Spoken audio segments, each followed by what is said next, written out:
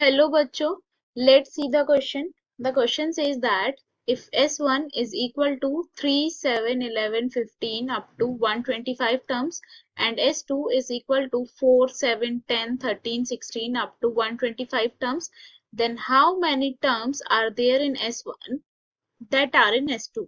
Okay, options are 29, 30, 31, 32.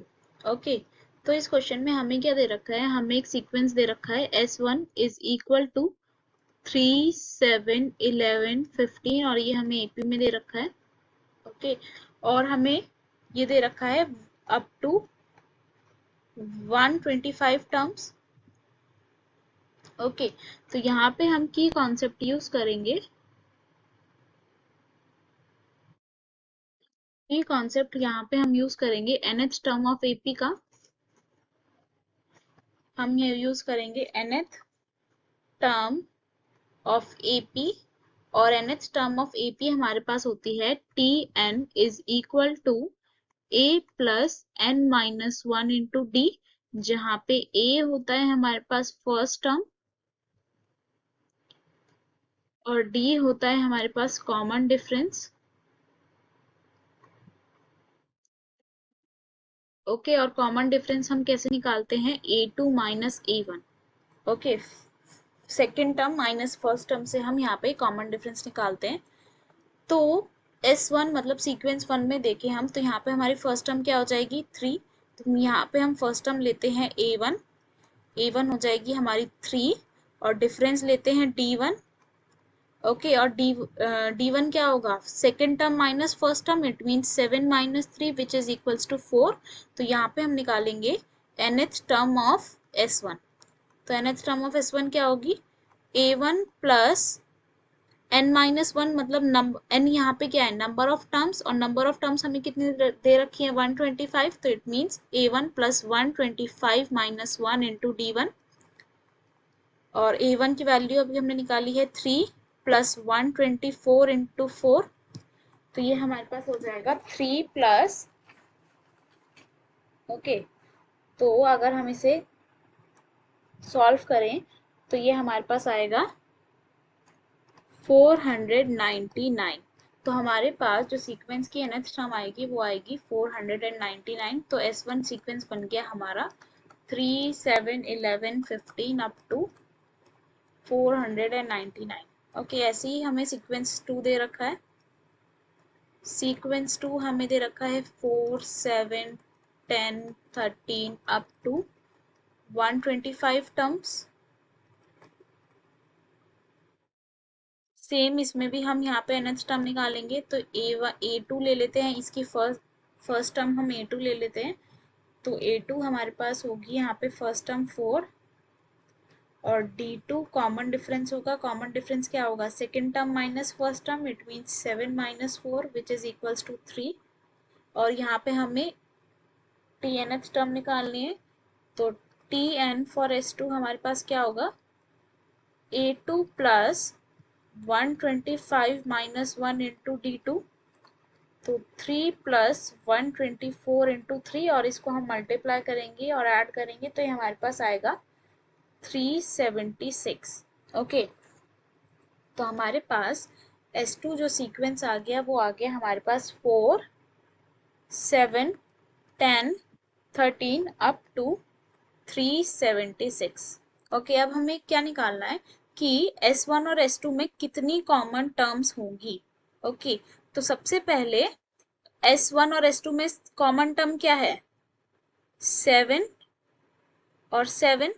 और अगर हम इस सीक्वेंस को थोड़ा आगे ले जाएं तो 3, 7, 11, 15 और ये हमारे पास अगली टर्म होगी 19। ओके, और उससे अगली टर्म होगी हमारे पास 23। सिमिलरली S2 में भी अगर हम देखें तो 13, उसके बाद होगी हमारे पास 16, उसके बाद होगी हमारे पास 19। ओके, तो सबसे पहली कॉमन टर्म हमारे पास 7 है और दूसरी कॉमन टर्म हमारे पास 19 है। ओके, तो यहाँ पे हम लिख लेते हैं सीक्वेंस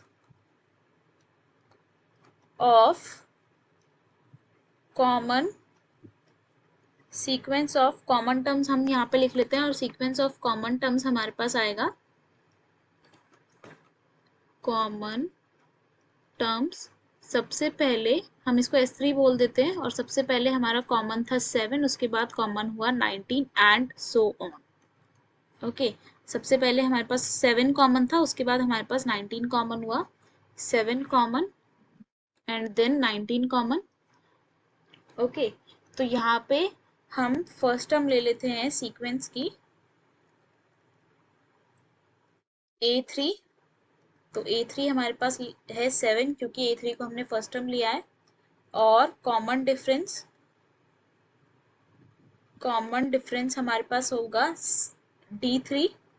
और D3 क्या होगा, second term minus first term, it means 19 minus 7 और ये हमारे पास हो जाएगा 12। तो इस सीक्वेंस का कॉमन टर्म हमारे पास होगा 12। तो अगली कॉमन टर्म हमारे पास आएगी, next term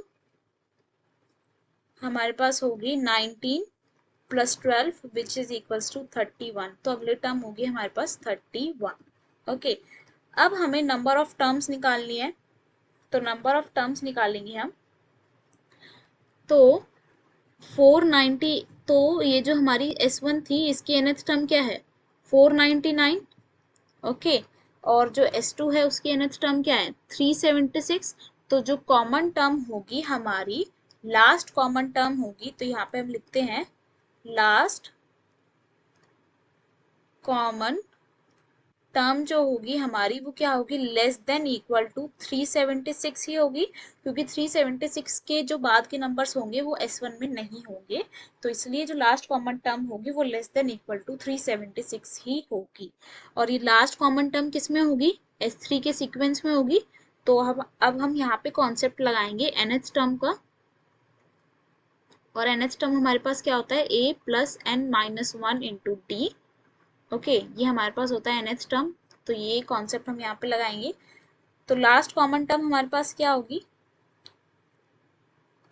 Tn must be less than 376। और Tn की वैल्यू क्या होगी सीक्वेंस S3 के लिए, A3 plus n minus 1 into D3, क्योंकि A3 हमारा फर्स्ट टर्म था और D3 हमारा कॉमन डिफरेंस था।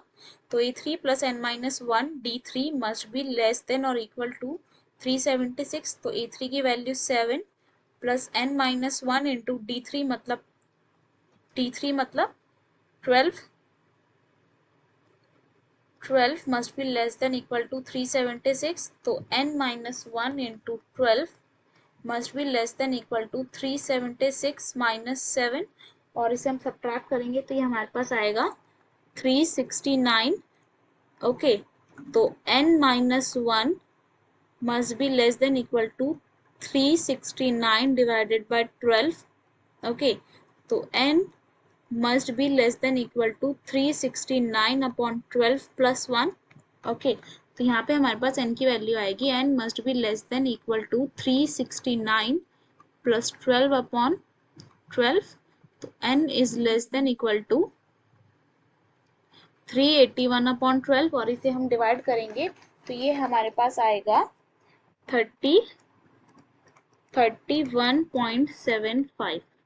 ओके, तो इसका मतलब ये जो हमारी कॉमन टर्म की जो सीरीज होगी, इसकी जो nth टर्म होगी वो कौन सी होगी, जो 31st टर्म होगी वो हमारी nth टर्म होगी।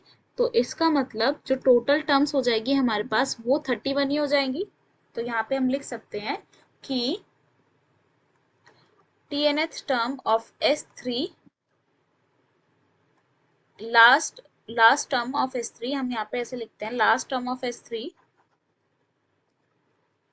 Last term of S3 is when